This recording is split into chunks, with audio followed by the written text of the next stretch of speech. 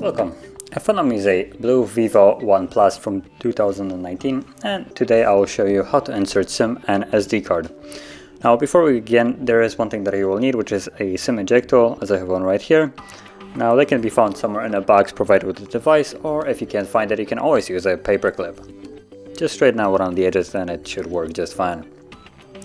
Now once you have that ready, you want to pop out the tray, which is located on the upper right side of the device, so right where the pin is right now. Push it in and you'll see that the tray pops out. And from here you have access, as you can see, to 2 different SIM cards and 1 SD card. So place each one accordingly,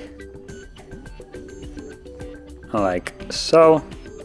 You can also place another one. Now I'm gonna show you only how to place it, so like so.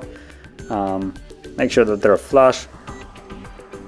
Just take this one out because it has a pin on it and I don't know it. So once they're in, you want to slide it back into the device, so just so, there we go. And now if we unlock the device, we'll see that there is a SIM card change, so it detects the SIM card and it also detects the SD cards from the 2 notifications, as you can see. So that is how you would insert both of them. And if you found this video helpful, don't forget to like, subscribe, and thanks for watching.